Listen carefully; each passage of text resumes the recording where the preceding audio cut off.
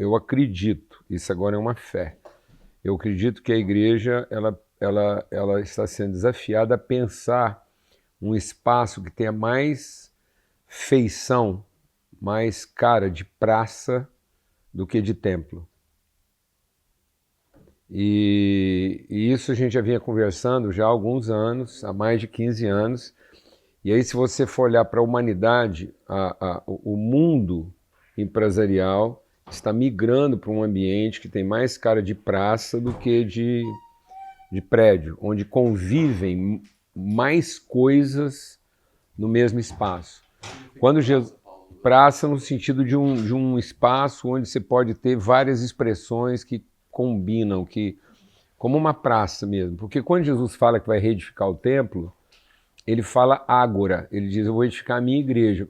A expressão que Jesus usa para a igreja que ele está edificando é mais ágora, grego lá, do que templo judaico. E aí se você for olhar para a visão de João, o apóstolo, a nova Jerusalém é mais ágora do que templo. A única coisa que João não viu na nova Jerusalém foi templo. Mas ele viu um centro comunitário onde você tinha expressões de várias coisas.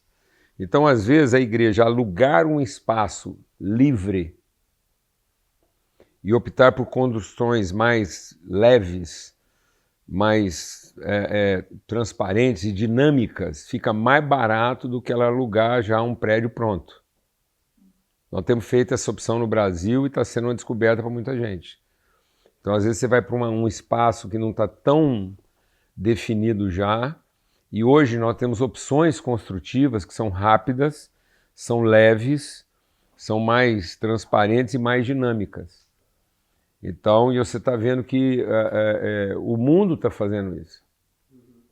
O mundo está procurando espaços onde ele pode ter áreas de convívio melhor, às vezes em frente a uma praça, um espaço livre. E, curiosamente, aqui em Portugal é um dos poucos lugares do mundo em que você ainda tem isso, porque aqui em Portugal tem uma peculiaridade que você não encontra muito na Europa. É que como a cidade ficou muito espalhada, vocês têm muitas áreas livres próximas ao centro. Então, por exemplo, se eu andar por aqui, eu ainda vou encontrar lotes livres, coisas que na Europa não tem, porque houve um adensamento, um superpovoamento. Aqui vocês têm uma cultura onde vocês têm vilas e tal espalhadas, então entre uma coisa e outra vocês têm muito espaço livre ainda. Lotes vagos. Entendeu? E acessíveis e que estão ali no meio do caminho sem uma destinação comercial clara. Então, às vezes, um espaço não ocupado ainda vai ficar mais em conta do que um prédio pronto. Bem mais, e que dá margens para vocês, em vez de construir ou de pagar um aluguel mais caro, você fazer uma coisa mais dinâmica. Porque hoje os processos construtivos são bem dinâmicos. Você faz. Hoje, nós construímos lá agora, lá em Brasília, uma área lá para 300 e tal pessoas em 3 semanas. Porque a gente fez tudo na base tudo. Um custo um custo baixo. Vocês são. Não, vocês têm não, vocês dão aula disso. Vocês é que têm essa cultura. E o estilo arquitetônico de vocês, então você vai ter uma área mais humanizada, mais transparente, que privilegia as idades. Você pode ter a presença de velhos, você vai ter planta, vai ter jardins, vai ter um lugar de encontro, de convívio de outras coisas. Um avô levar um neto para ver uma planta, entendeu? Uma aula com mais transparência. Eu acho que nós podemos optar por igrejas mais transparentes, que comunicam mais com a comunidade do que muito isoladas. Minha área é engenharia civil, certo? Construção. E nós temos um instituto que trabalha na área de uma educação redentiva, transformadora. E um dos trabalhos que a gente realizou lá foi com uma construtora. E foi exatamente para desenvolver uma proposta de residência sustentável. E foi premiado no Brasil, foi premiado no mundo. Se tornou o modelo de testemunho do Santander para a rede internacional deles. Então o Santander elegeu esse projeto que a gente desenvolveu junto lá com essa empresa como uma referência para o mundo.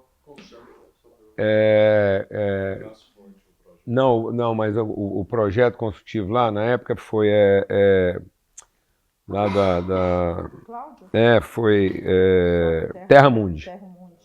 Terra Mundi, com I. E aí ganhou prêmio lá no Brasil e tal. A construtora é New Inc. New Inc. É New Incorporadora. E aí o que aconteceu? Foi interessante falar sobre isso, porque todo lugar que a gente ia para falar sobre sustentabilidade, certo?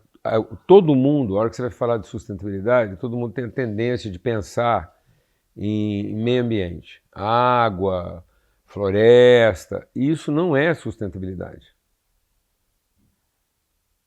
Isso não é sustentabilidade. Porque isso é uma condição da natureza. Se você tirar o ser humano de qualquer ambiente, a água limpa sozinha, a floresta refloresta sozinho, então nós não temos que discutir sustentabilidade de água e meio ambiente. Entendeu? Porque, na verdade, sustentabilidade é uma cultura. A cultura tem que ser sustentável. Na forma da construção, na forma da utilização do recurso. Então nós percebemos que a boa parte dos nossos jovens estão sendo enganados a pensar que sustentabilidade é a preservação dos meios naturais. E não é. É uma cultura no direcionamento dos recursos. Como é que nós estamos gastando a nossa energia? Como é que nós estamos gastando a nossa capacidade de trabalho? Isso é sustentabilidade. Então, muitas vezes hoje, o diabo fica tirando a atenção da gente, porque aí a gente não tem uma cultura de sustentabilidade e vamos ficar aqui para filtrar água. Amém? Então, a igreja, ela pode ser protagonista de uma cultura de sustentabilidade. E do jeito que ela está fazendo, ela não é.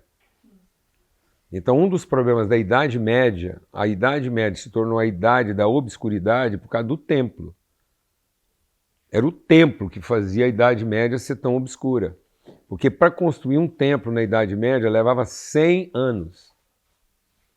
Então, quando a igreja cristã chegava para construir uma catedral, ela escravizava toda a capacidade sustentável em função do templo. Então, a arte, a economia, o artesanato, tudo. Então, você pegava um artesão, um tecelão, um arquiteto, um cozinheiro, tudo. Um lavador de roupa, tudo. Tudo funcionava em função do templo. Com isso, você empobrecia a população em volta. Então, a construção do templo era a maior causa de empobrecimento do entorno dele. Porque em vez de você irrigar o deserto, você drenava o jardim. Então, nós estamos fazendo uma cultura de drenagem do jardim. Nós estamos transformando jardim em deserto. O templo transforma o jardim em deserto. Sendo que a igreja era para transformar o deserto em jardim. A gente irrigar o processo. Então, se você for no Brasil hoje, o Brasil é o exemplo mais clássico disso. Se hoje o mundo acabasse hoje, as maiores catedrais, as maiores construções cristãs do planeta estão no Brasil, numa área específica. São Paulo, no Brás. O Brás era, curiosamente, o bairro da prosperidade portuguesa. É onde estavam os nobres portugueses em São Paulo. Então, algumas construções do Brás são construções de arquitetura, ou seja, o empresário português morava no Brás. Então, o Brás era um lugar de cultura, de casas, de boas construções. No empobrecimento disso, na exploração comercial disso, migrou. Então, o centro de São Paulo migrou, o Brás passou a ser um bairro que foi perdendo o valor comercial e hoje ele é o sinônimo da pobreza. Então, o bairro de pobreza mais vergonhosa de São Paulo não é a favela, porque a favela, é o Brás. É para onde vão os imigrantes, É onde chega lá os africanos, os foragidos, e aí eles fazem comércio no chão. Eles não têm nem dinheiro para pôr uma mesa para fazer o comércio de rua. Eles fazem em cima de um tecido. E alguns deles moram ali. É nesse endereço do Brás, que era um endereço Brás de Portugal, e Brás em Portugal representava um lugar de classe média, média alta, sustentável, onde estão os maiores templos cristãos do planeta. É onde está o Templo de Salomão, que não é uma réplica. A Igreja Universal do Reino de Deus não construiu uma réplica. Na cabeça do Edir Macedo, ele reconstruiu o templo. Porque é a mesma medida, com os mesmos materiais.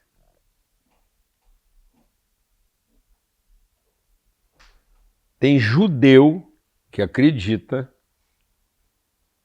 que o Templo de Salomão está reconstruído no Brasil. As tamareiras vieram de Israel. O mármore e o granito veio de Israel. Então não é brincadeira, não.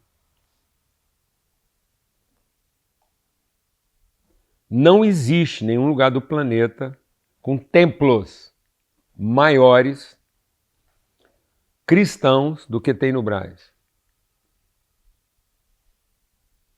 Se o mundo acabasse hoje, lá era a sede da idolatria cristã reformada, cercada de pobreza.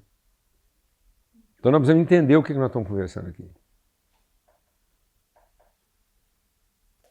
Ou nós, cristãos, tiramos os olhos de que nós estamos discutindo metodologia, que nós estamos discutindo estratégia. Não é disso que nós estamos falando. Nós estamos falando do papel que o cristianismo ocupa como orientação para o mundo. E nós estamos distraídos, brincando de fazer igreja.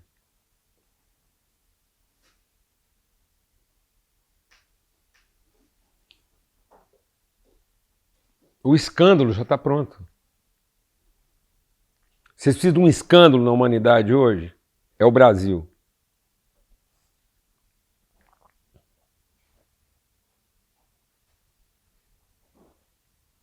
Uma das maiores desigualdades sociais do planeta e onde estão os maiores templos cristãos erigidos no mundo. E nós estamos brincando de fazer igreja. Nós estamos discutindo liturgia.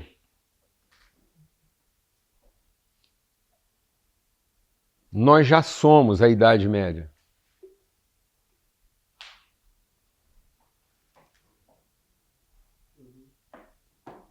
Quando o Brasil foi descoberto pelos portugueses, na falência da humanidade, quando? Na Idade Média. A humanidade estava discutindo a sua falência em todos os segmentos sociais, na ciência, nas artes, na religião e no trabalho. Foi no momento em que a humanidade estava discutindo seus destinos como humanidade que a gente foi descoberto. Quando vocês resolveram atravessar a linha do fim do mundo saindo de Sagres. Quando vocês decidiram encarar seus monstros e vencer o vale da sombra da sua morte, é que vocês nos descobriram. Então nós somos o seu fim do mundo.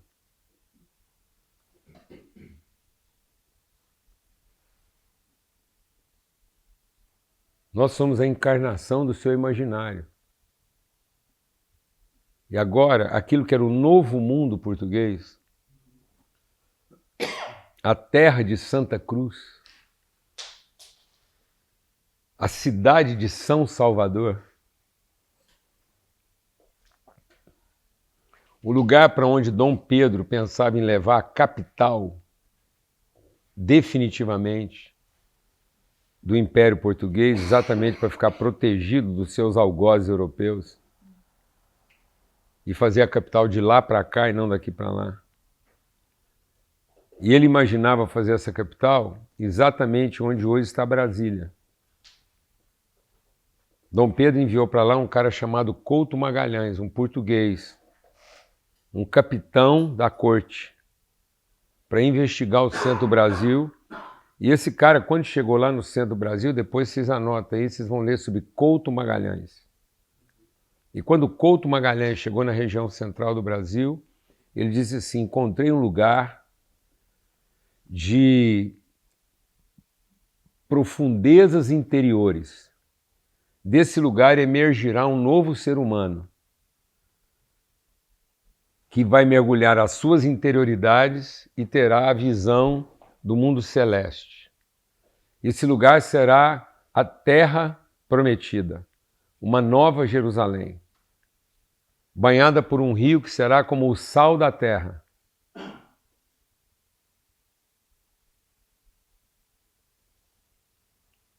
A nova capital da humanidade. Sabe onde era isso? Brasília.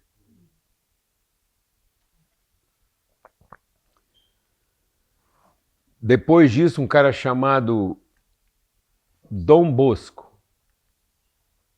um padre europeu. Leiam sobre Dom Bosco. Ele teve um sonho aqui na Europa. E ele sonhou que ele estava sendo guiado por um jovem de 16 anos, que levou ele para a América do Sul.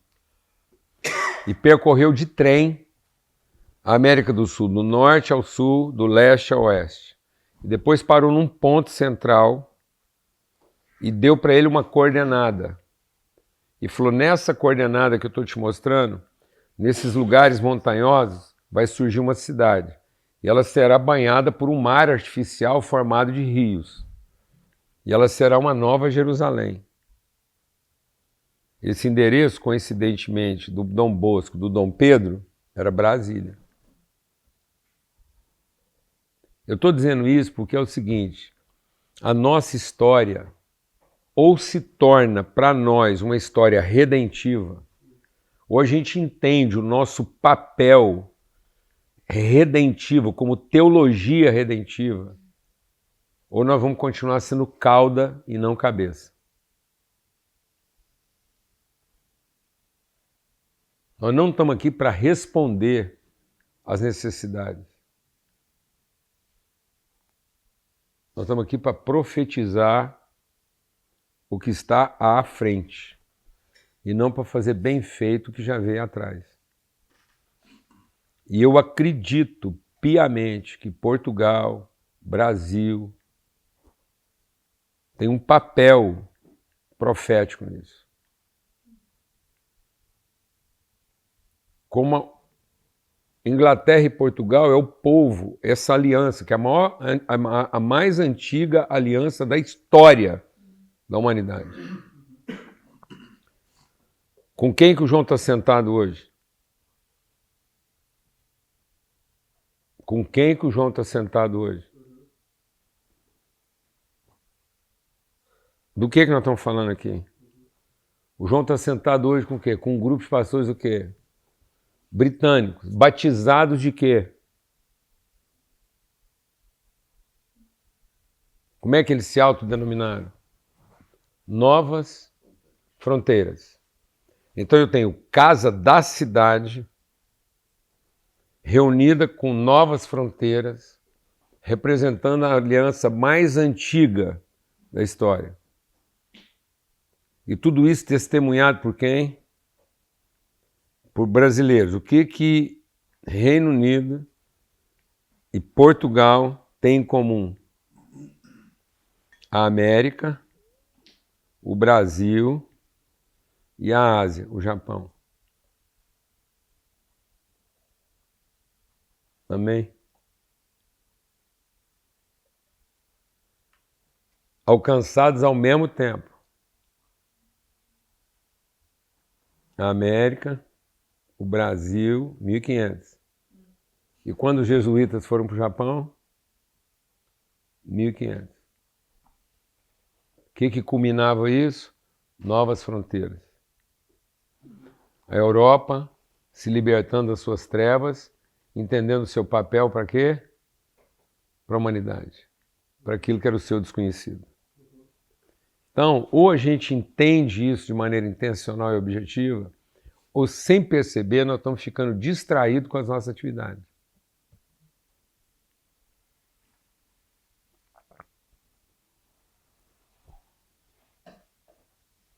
Nossas atividades estão nos distraindo.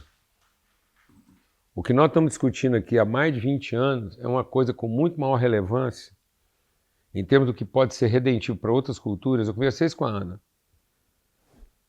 Eu falei com ela, Ana, nós precisamos sentar você com a liderança médica lá no Brasil e entender como é que nós podemos aproximar isso de maneira intencional num outro nível de decisão que não seja a ocupação direta com o problema em si. O problema em si, resolver o doente, o acidentado, a tragédia, nos deu autoridade para conversar isso num outro nível de entendimento. Amém? Então, tudo que a gente tem feito é para a gente ter autoridade naquilo que a gente está fazendo e não ser um teórico.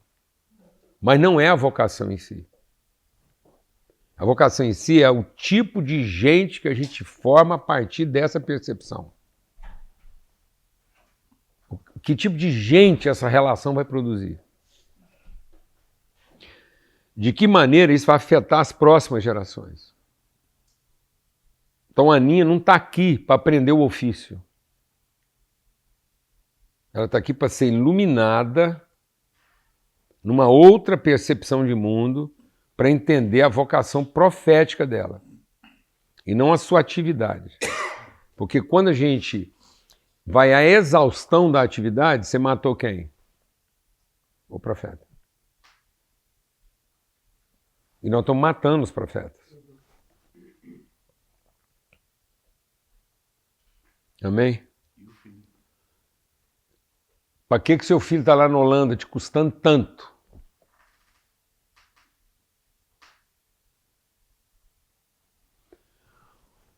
Um dos exemplos disso é o Sansão.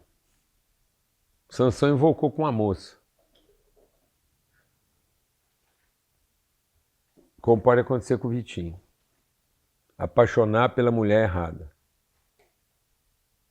Os pais do Sansão eram crentes, frequentavam a igreja evangélica. Criaram Sansão para ser um homem de Deus. E ele apaixonou pela mulher errada. E os pais falaram para ele, esse casamento não vai dar certo. E eles estavam certos. Mas sabe quem estava empurrando o Sansão para esse relacionamento atrapalhado? Deus. Sansão não sabia explicar por que ele apaixonou pela mulher errada. Os pais dele estavam certos em alertar ele que aquele casamento não prestava. E tudo que os pais dele falaram que ia acontecer, aconteceu. Mas Deus só queria ter um pé contra os filisteus.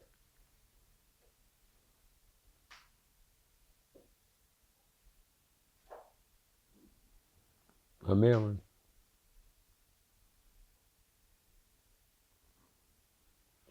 E às vezes o nosso senso de controle,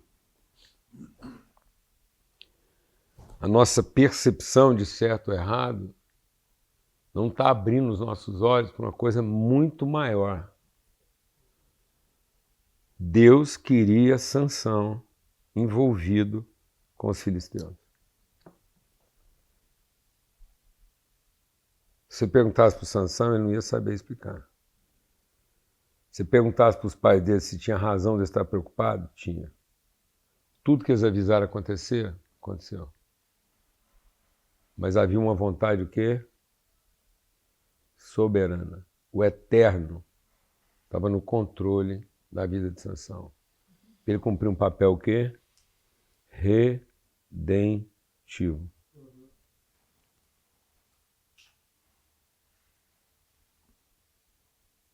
Amém? A igreja não tem um papel resolutivo. A igreja tem um papel que é redentivo. Não existe um certo ou errado para a igreja. Existe a vontade de Deus para a igreja. O certo não vai salvar a igreja. E o errado não vai condenar a igreja.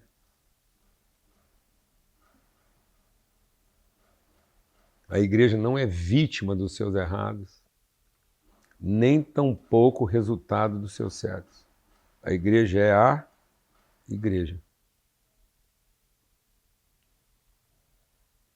Para cumprir um papel redentivo. Para ela formar um tipo de pessoa que não é refém do certo ou errado.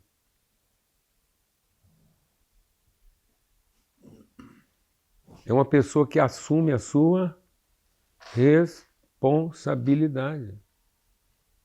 Sem a presunção de estar certo e sem o medo de estar errado. Nós estamos assumindo a presunção de estar certo. E por isso nós estamos formando um povo que tem medo de estar o quê? Errado. Sendo que tudo que aconteceu até aqui é para a gente assumir o quê? A responsabilidade. Gerar os príncipes e sacerdotes dessa época. Nós somos, Portugal e Brasil, era a última fronteira. Vocês chegaram aos confins da terra. Carregando uma cruz. E plantaram ela nos confins da terra. Depois que vocês plantaram aquela cruz lá, não houve mais nenhuma porção do planeta a ser descoberta.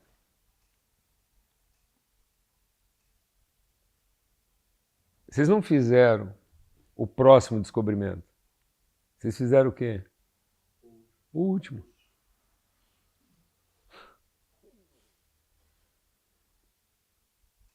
Nós somos a volta. Amém? Então, na volta, nós tínhamos que apresentar um ser humano o quê? Que não é mais menino.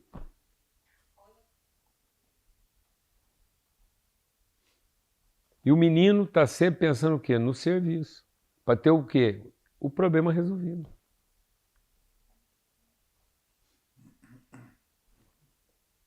Isso é o menino.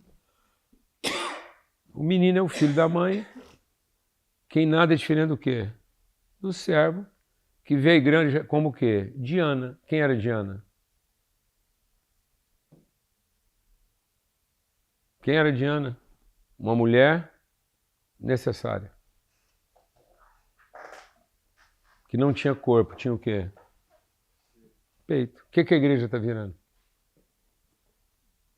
O que a igreja está virando?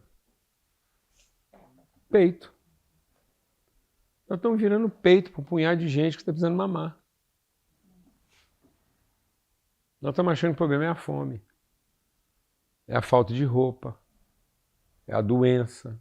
Não, mano, isso é peito. Isso tem um papel? Tem. Isso cumpre um propósito? Cumpre. Mas isso não é o propósito.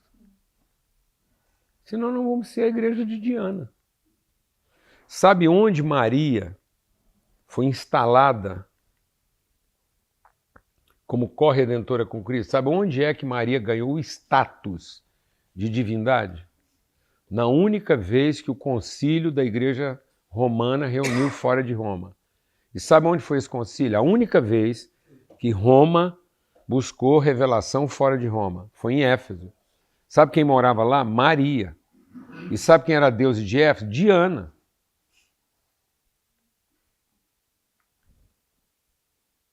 Então nós somos a igreja de Diana ou somos a igreja de Cristo? Nós estamos gerando filhos do nosso serviço ou estamos gerando profetas? Nós estamos gerando um povo dependente da nossa resolutividade ou seguro da sua responsabilidade? A igreja hoje é uma necessidade ou uma referência?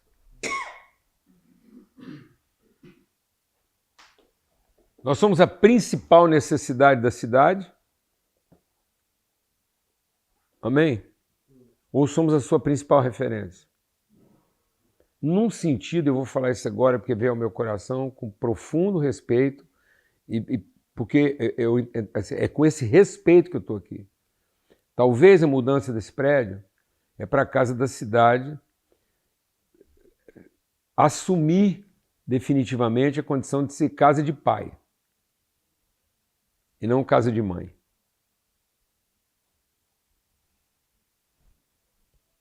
Não ser mais a casa que acolhe para prestar o serviço e resolver os problemas, mas agora ser aquela casa que produz orientação.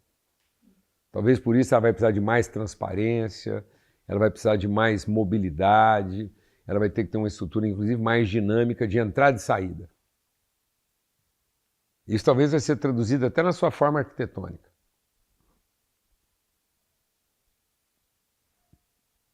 Um dínamo que arremete para várias direções. E não um lugar que é solução para todos os problemas. E é tudo casa. Mas há um momento em que a casa de mãe passa a ser casa de quê? De pai, porque é o momento que vocês estão vivendo. Nós estamos aqui, ó, hoje, quase que profeticamente, tem um filho dessa casa que vai passar algumas horas lá, porque está indo para outro lugar. Essa semana, essa casa aqui foi mais casa de pai do que casa de mãe. Porque agora está mandando uma flecha. Então nós temos uma flecha enviada para a Holanda, temos alguém chegando rapidamente aqui só de passagem para ir para outro lugar. Então flechas sendo disparadas em todas as direções.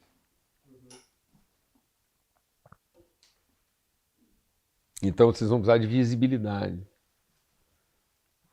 Entendeu, né? De mobilidade, de sustentabilidade. Eu creio piamente nisso. E é por isso a nossa relação. Porque nós, essa relação nossa, o que o João está fazendo lá em Chipre, agora vê onde é que o João está reunido com os britânicos. O povo acha que estão reunidos lá porque é mais barato. Não, eles estão reunidos lá porque Deus sabia das coisas, por isso que Deus fez lá para ser mais barato. Porque nós estamos há 2000 anos da história e Chipre é o endereço mais conveniente para eles reunirem. Agora vê se Deus sabia de logística. Com avião a jato e tudo, continua sendo Chipre. Com avião a jato e tudo, continua sendo Maiorca. Tá vendo como é que, assim, há uma soberania nesse negócio? Britânicos e portugueses falando sobre mundo em Chipre. Como a gente reuniu os jovens em Maiorca, no mar Mediterrâneo. É brincadeira. Olha quantas voltas o mundo já deu. E é quase que a gente estivesse recontando a história com os mesmos pilares. Então vamos entender isso, sentido profético. Nesse exato momento, a liderança dessa casa está lá em Chipre, renovando uma aliança. E nós estamos aqui com o brasileiro, reforçando isso e falando amém para isso tudo. Amém?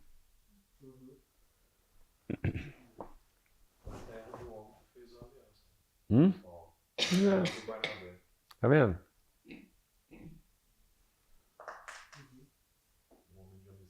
Tá vendo?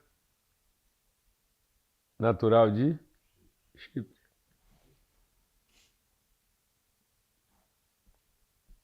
Então eu vou falar uma coisa, só se Deus escrever na testa, só se ele começar a mandar anjo aqui para escrever com caneta na nossa testa, porque senão fica difícil. Eu tenho que conversar isso com alguns homens no mundo. Eu falei, gente, o que nós estamos esperando? Nós somos o rei da Babilônia, que Deus vai ter que escrever na parede?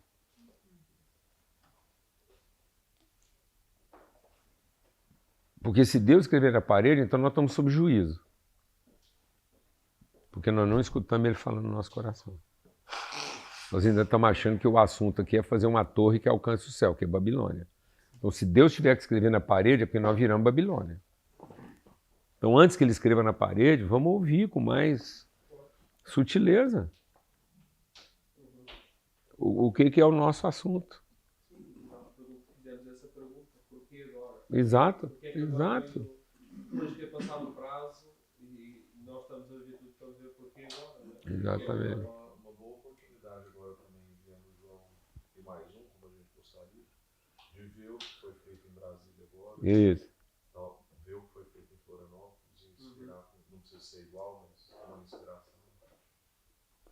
E a ida do João lá, a gente acabou de acertar uma coisa que não tinha acontecido no Brasil ainda. Houve um encontro de amigos em Lausanne, há 50 anos atrás. E eram amigos que estavam buscando uma palavra profética em relação ao quê? À Europa, no sentido profético. E era um tempo de um evangelho bem sucedido. Esses homens são os homens que alimentaram a nossa espiritualidade. Nós estamos falando de John Stott, Schaeffer, certo?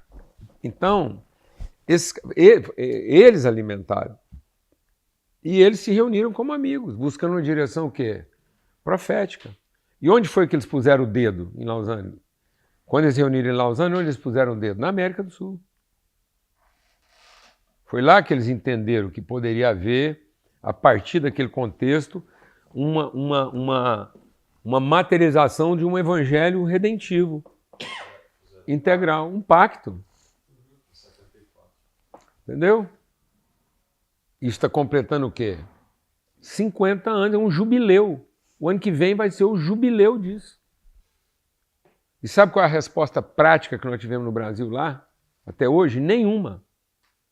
Aconteceram muitos eventos no Brasil arremetidos para Lausanne, mas até hoje nós não temos um pilar fincado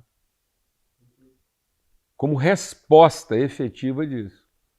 O amém. Tiveram várias expressões, reverberou.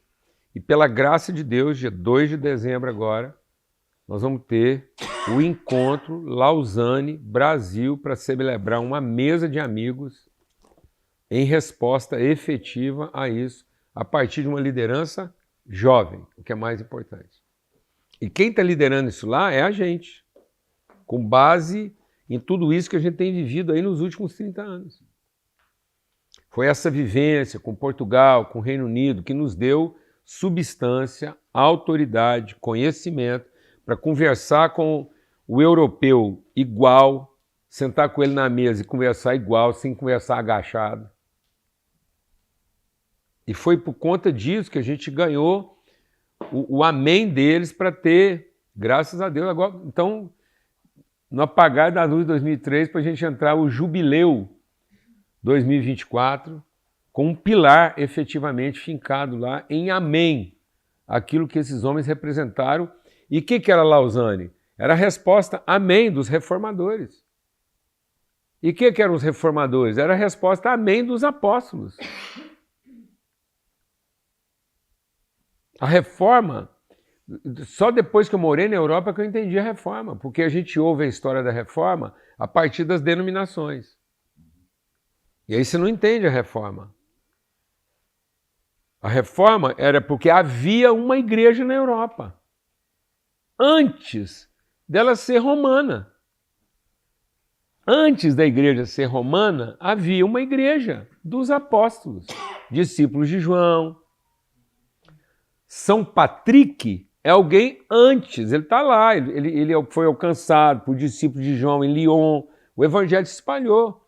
Havia fé cristã em Portugal, havia fé cristã na França, havia fé cristã na Alemanha, na Holanda, no Reino Unido, antes dela ser instituída romana. Aí houve a instituição romana que gerou um descontentamento. Então, quando veio o grito da reforma, encontrou uma igreja que não se conformava. Aí que eu entendi.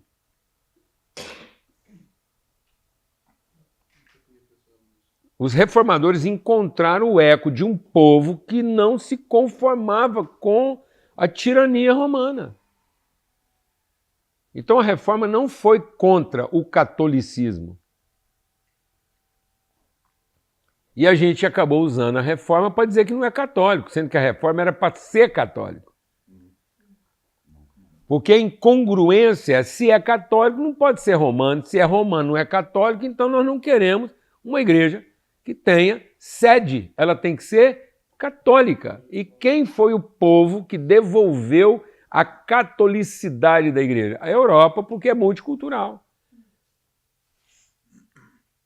Então, só num ambiente multicultural que eu posso resgatar o espírito que é católico. E aí Portugal vai lá e cria uma nação o quê? Multicultural. Porque é um dos descobridores com menor dificuldade de formar colônia. Amém, irmão? E, curiosamente, é um dos poucos descobridores da história que deixa um povo falando português, porque o resto do descobridor, ninguém quer falar a língua. Fala por obrigação. Por que será que as colônias portuguesas, apesar do sofrimento, querem falar português? Porque o português misturava, formava filho, criava gente, virava colônia. Os outros não, era uma imposição. Amém? Então nós precisamos entender isso de forma mais intencional, mais lúcida. O que nós representamos, o que a nossa relação representa. O que nós, aqui é um mais novo se convertendo ao mais velho. É os filhos se convertendo aos pais. Então nós precisamos da Ana lá, como quem representa os pais, para que os filhos a arrastem para um lugar que ela não iria. Caso contrário, ela vai morrer prestando serviço, porque essa mulher aqui, ela não pode ver um problema que ela vai querer acudir. Mas nós precisamos trazer uma relação familiar. Essa menina aqui não está à procura de serviço. Ela está à procura de encontrar suas raízes paternas. Para fazer sentido. Você entender de que substância você é feita. A autoridade que você tem no lugar que Deus te colocou. Se você não prestar atenção, 6 meses aqui, você se distrai. Amém? Então é isso. É esse papel na história que está acontecendo. E que eu creio que nós, que essa relação, sem presunção nenhuma. Entendeu? Então, eu só fico vendo os sinais. Por que eu acho que não é presunção? Porque nesse momento agora nós estamos em Chipre. E dia 2 de dezembro nós vamos ter Lausanne no Brasil pela primeira vez. Então, é presunção? 50 anos e Lausanne vai acontecer no Brasil a partir da gente. Ministério New Frontier discutindo a sua reavaliação de identidade e vocação. E tem um português lá sentado com eles em Chipre. Seguramente o único. E por que ele está sentado? Porque ele teve que correr o mundo para chegar lá e ficar sentado como quem não agacha. Porque se fosse qualquer outro que não fosse o João, agachava. Mesmo sendo português. Não é qualquer português, como vocês sabem muito bem, que consegue lidar com um britânico, um alemão ou um americano, sem dar uma agachadinha. Agora imagina um brasileiro aí que agacha mesmo.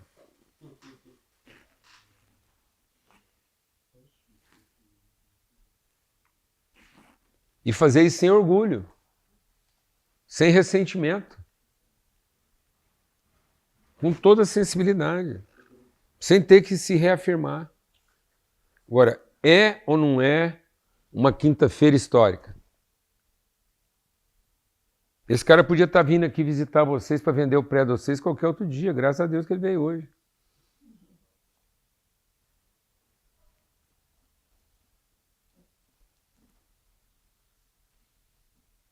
Amém? Conversando assim, tem gente que acha que eu sou doido, que eu fico encontrando, entendeu? Mas pode achar, eu só gosto de prestar atenção. Pensar na história, pensar Só gosto de prestar atenção. Falámos nos apóstolos, falámos na igreja, falámos na reforma, falámos nos descobrimentos, falar na decisão que nós temos tomado hoje. Falar de vender o prédio. Agora, tudo isso acontecendo nesse dia, no dia de Nossa Senhora no Brasil, então durma com esse barulho. Bem, se vamos por aí.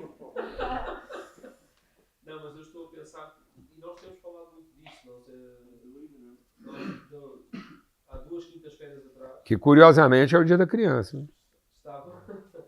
Estávamos a falar da grande história de Deus, né? Que ele já está a contar há muito tempo e que a narrativa não mudou, a narrativa é do Senhor e nós fazemos parte da história.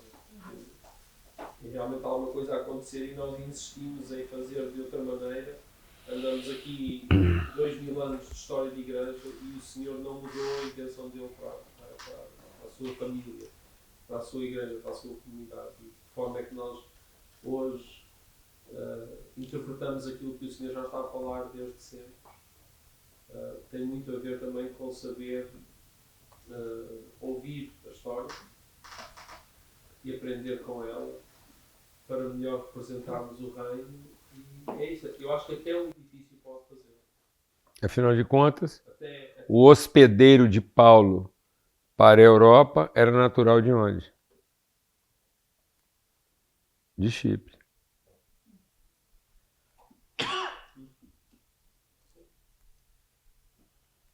Está recebendo um judeu romano e dando para ele condições de cumprir essa vocação. Amém? Então, assim, é muito forte isso. Eu, sinceramente, eu não consigo ir para a cama achando que é coincidência. É simples assim. E sabe por que eu sei que não é coincidência? Por causa da dor que isso causa. Por que isso não é coincidência? Porque dói aqui, ó, dói lá, dói nos filhos. Então, se não tivesse doendo nas mulheres, era coincidência. Mas como eu vejo que o útero delas está dilatado e elas sentem contrações como quem vai morrer, e a dor é tão profunda que elas estão pedindo para Deus para nunca mais sentir isso de novo, então não é coincidência.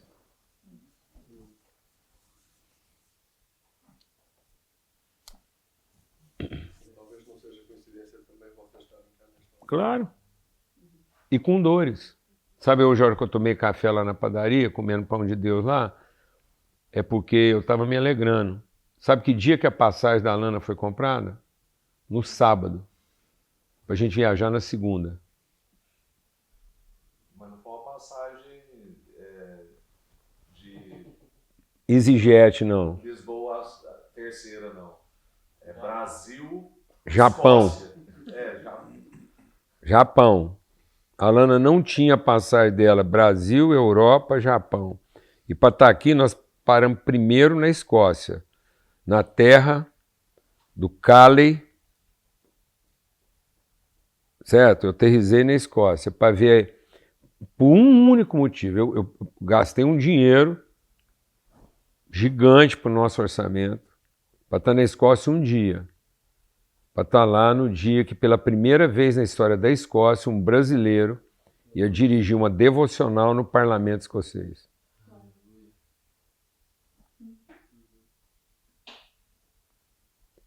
Entendeu? O Éder, que foi levado para lá por nós, há 15 anos atrás. Entendeu? E aí de lá, da Escócia eu voei para onde? E de lá, sabe para onde nós voamos? Para Tóquio. Então assim, para encontrar lá os filhos dos jesuítas portugueses. É isso.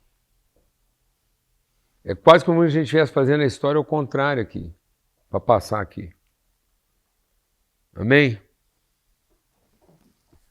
Então, assim, a gente queria dar esse testemunho, encorajar vocês mesmo assim, que vocês tenham toda ousadia.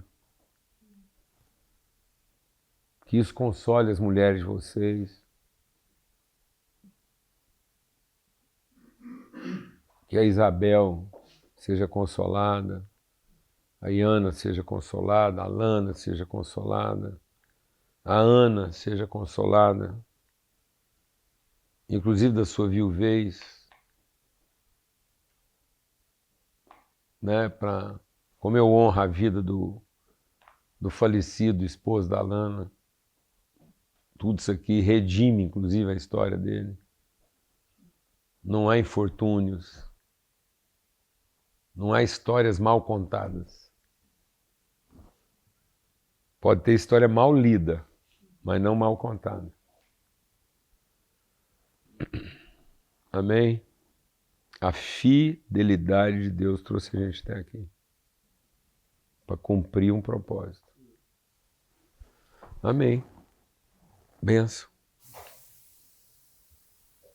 Nós hoje tínhamos, acho que faz parte da mesma história, tínhamos pensado em também ouvir o coração do Rafael e da Ana, a nossa presença. Tínhamos pensado também falar um bocadinho sobre isso, mas a verdade é que o houver nesta quinta-feira não foi ao acaso também, não foi assim apenas Antes de ouvir o Rafael, eu posso só concluir meu texto. Eu queria concluir, porque é muito forte o que eu estou sentindo aqui, de como a conversa tomou esse rumo, pelo que Deus tinha colocado no meu coração para repartir com você, que está lá em Zacarias. Não, é porque... Não, mas é porque é isso mesmo, não é... Eu só estou. A coisa que eu ia dizer é. Eu acho que não há muito a dizer, não é? Vocês estão aqui exatamente por causa disto que nós estamos a falar, não há outra razão. E o texto que Deus tinha para compartilhar, eu fiquei orando, e o que Deus colocou no meu coração para repartir com esse conselho pastoral aqui da Casa da Cidade é o texto de Zacarias. E eu vou explicar por que isso veio ao meu coração. É Zacarias capítulo 3. Agora, quem era o sumo sacerdote Josué? O sumo sacerdote Josué, ele é uma figura profética no contexto da história de Israel. Porque o sumo sacerdote Josué é um homem levantado nos dias lá do Zorobabel lá para ser o reconstrutor do templo na volta do cativeiro babilônico. Então é bom a gente lembrar que o cativeiro, a Babilônia, ela é um império construído em cima de uma proposta de divindade. É como se Babilônia representasse o que Jerusalém se torna quando ela se corrompe. Quem faz essa comparação é Paulo, escrevendo aos Gálatas. Certo? Paulo fala assim, ó, o que vocês estão chamando de Jerusalém é Agar com os seus filhos, é a escrava. E aí lá em Apocalipse, essa figura Agar, essa figura escrava, essa figura servil, lá em Apocalipse vai ser comparada com Babilônia. Então é como se toda cidade do mundo, nos últimos dias, se chamasse o quê? Babilônia. Porque virou aquilo que deveria ser a Jerusalém, que é a casa da família, virou Babilônia, que é um prostíbulo. Onde tudo que deveria ser feito de acordo com uma vocação, passa a ser feito como prestação de serviço. Então o que diferencia uma casa de um prostíbulo? Não é a sua forma, não é a sua estrutura, tampouco a sua atividade. Então todas as atividades de um prostíbulo são as mesmas atividades de uma casa. Toda a estrutura funcional de um prostíbulo é a mesma estrutura funcional de uma casa. Tem pai, tem mãe, tem filho, tem almoço, jantar, cama, cozinha, sala. Só que o prostíbulo tem uma premissa comercial, enquanto que o outro tem uma premissa vocacional, também, de identidade. Enfim, então é muito fácil Jerusalém virar o quê? Babilônia. E o que era Babel? Uma cidade construída a partir de uma competência humana para garantir um futuro a partir da religiosidade. Então vamos construir uma torre em nome de Deus e essa torre vai chamar a atenção de Deus para que Ele garanta o nosso futuro.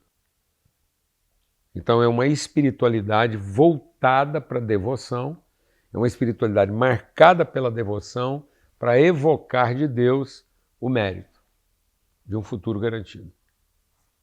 Uma descaracterização total da vocação, que era exatamente encher a terra. E aí, quem é o cara que vai ser levantado para construir o templo na volta de Babilônia? É o sumo sacerdote Josué. Só que o sumo sacerdote Josué, ele tem uma figura também profética. Por quê? Porque ele vai combinar duas coisas que eram incomuns, que são combinadas no ministério de Davi. Porque o sacerdote Josué, ele também vai ser coroado rei. Então, essa reconstrução do templo, que a palavra de Deus, o que a palavra de Deus diz lá em Atos? Deus vai reedificar o tabernáculo de Davi e não de Moisés. Então, o que Deus chama de lugar de congregação do povo é o tabernáculo de Davi. E o tabernáculo de Davi é uma coisa curiosa, porque Davi entra no tabernáculo e ele faz os ofícios de sacerdote. E ao fazer os ofícios de sacerdote, ele não pega o recurso do templo e queima. Ele pega o recurso do templo, reparte para os pais de família, distribuir para as casas. Então Davi ele inaugura uma prática litúrgica lá diferente, porque ele pega o sacrifício e dá aos pais a responsabilidade de usar o sacrifício em casa. Forte isso, né? Então ele não está tirando da casa para alimentar o templo. Ele pega o que é do templo e devolve para casa para cada pai assumir o seu papel sacerdotal. Então, quando lá em Apocalipse fala dos nossos filhos, fala que os nossos filhos serão o quê? Príncipes e sacerdotes. Então, o que Deus quer para os últimos dias, na reconstrução da sua casa, é um sacerdócio que combina essas duas coisas. Ele não é um príncipe ou um sacerdote. Ele não é um sacerdote ou um príncipe. Ele é o príncipe da cidade com vocação sacerdotal. Ele é o sacerdote da casa de Deus com autoridade de príncipe. Amém? Então ele não é um oficiante de uma liturgia religiosa e nem tampouco um patrocinador dessa liturgia a partir da sua competência profissional. Não, ele é as duas coisas ao mesmo tempo. Então, o sumo sacerdote Josué vai ser esse cara, que ele é rei, mas ao mesmo tempo ele é o quê? Sacerdote. Ele é sacerdote e ao mesmo tempo ele é o quê? Rei nas duas pessoas. Ele vai reconstruir. Mas para fazer isso, Deus tem que dar um banho nele. Porque ele está carregado de culpa. Amém? As culpas dele estão impedindo ele de exercer sua autoridade. E se a gente não for lavar de culpa, a gente não percebe. Mas tanto o príncipe vai para o mercado de trabalho para se redimir das suas culpas, quanto o sacerdote fica no ambiente religioso para se redimir de suas culpas. E aí o que ninguém tem? Autoridade. Então a primeira coisa que ele teve que fazer foi ser liberto das suas culpas, e Deus então fala aqui, ó, capítulo 3, o sumo sacerdote Josué, o qual estava diante do anjo do Senhor, e Satanás estava à sua mão direita para lhe acusar. O Senhor disse a Satanás: o Senhor te repreenda, ó Satanás, sim, o Senhor que escolheu Jerusalém te repreende. Por acaso não é esse um tição tirado do fogo? Então nós temos que parar de exercer o ministério da culpa. Porque o ministério da culpa está fazendo a gente ser uma igreja resolutiva. Nós estamos perdendo o nosso protagonismo profético, porque nós estamos achando que Deus levantou a gente para corrigir um erro do passado. Nós estamos aqui tentando salvar o Salvador. Esse era o problema do Pedro. O tempo todo ele ficava com a culpa de defender Jesus.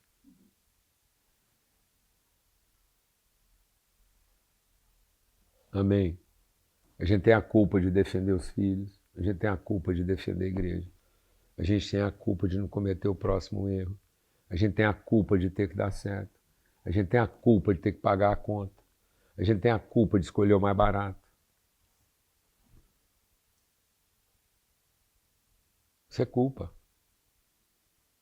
O que matou quase todos os profetas? É que mesmo tendo feito tudo certo, ficou com o quê? Com a culpa de ver que apesar de fazer tudo certo, parecia que o problema não foi resolvido. Então a culpa está matando a igreja. Porque nós estamos com a culpa de produzir o culto certo, senão o avivamento não vem. Nós estamos com a culpa de converter Deus. Porque o avivamento só virá a hora que a gente acertar na liturgia.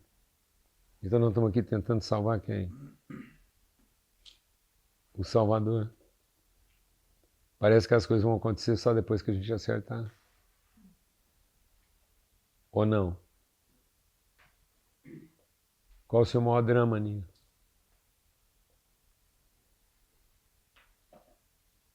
Se não a culpa de ter que acertar. Ainda mais com os pais bons que você tem. Com os avôs mais ainda.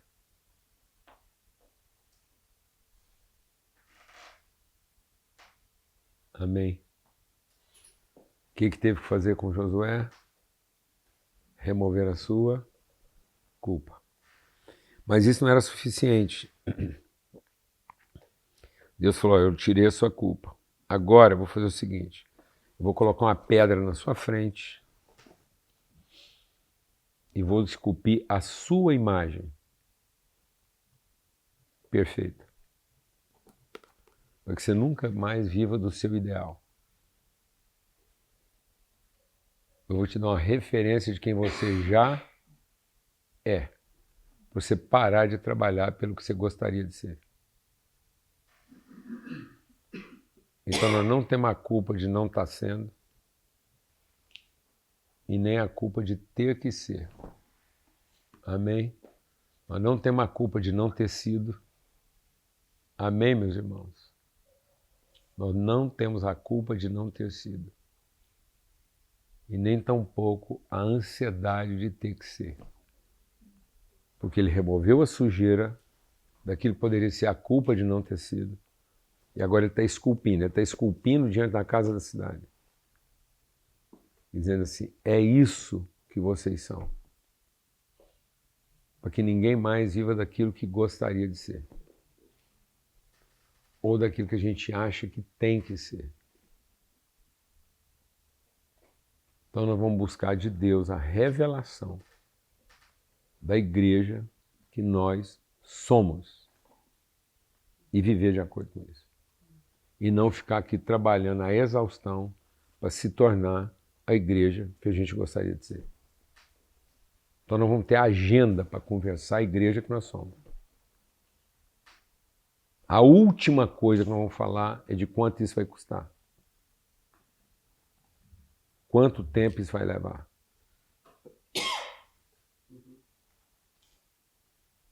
O assunto da viabilidade tem que sair da nossa mesa. Senão nós não vamos dar conta.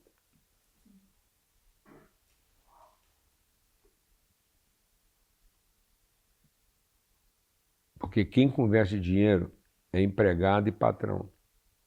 Quando um pai chama um filho com propósito, a última coisa que o pai quer é que o filho converte o quê?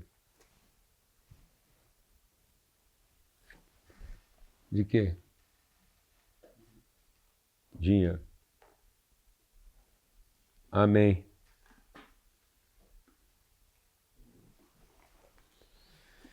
Então, assim, ele tá pondo, Deus está colocando diante da casa da cidade, cada dia com mais clareza, a revelação da igreja que vocês são para o mundo.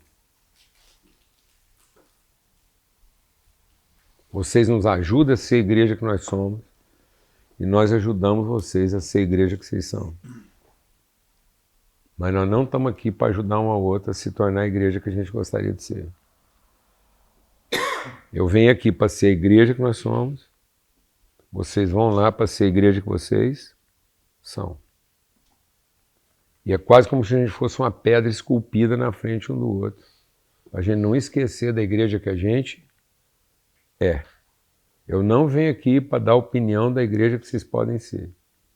Eu venho aqui só para lembrar vocês da igreja que vocês são.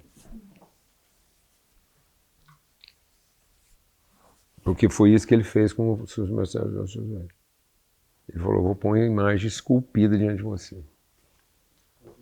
Amém? Então ele está tirando a culpa do que pode ter dado errado ou que pode dar errado. E está tirando qualquer tipo de expectativa do que pode vir a ser. E aí acabou. Amém? Pode levar o tempo que for. Se a gente morrer, a imagem está lá. Para os nossos filhos.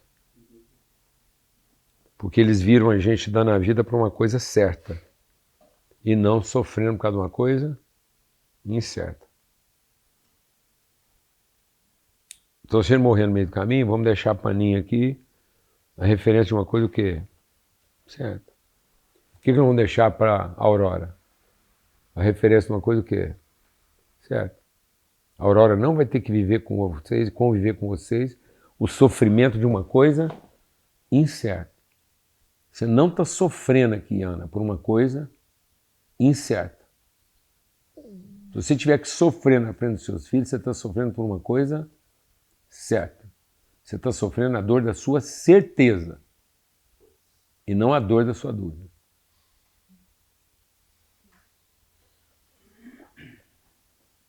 Amém? E a Aurora vai ver isso. Aí você pode morrer de sofrimento.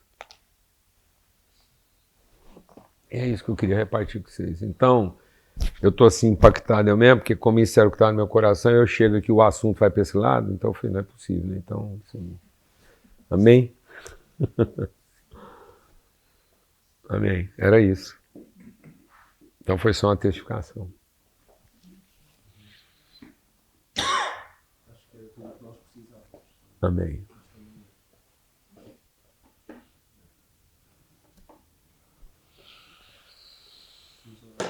Amém.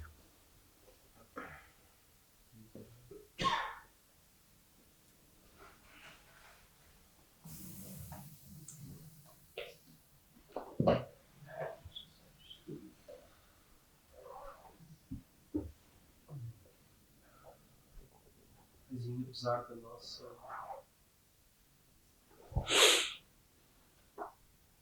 pequenez diante da tua grandeza, Senhor, queremos agradecer-te muito porque nos tens dado uma visão mais ampla através da relação que temos uns com os outros, daquilo que é o teu propósito e vontade, Senhor.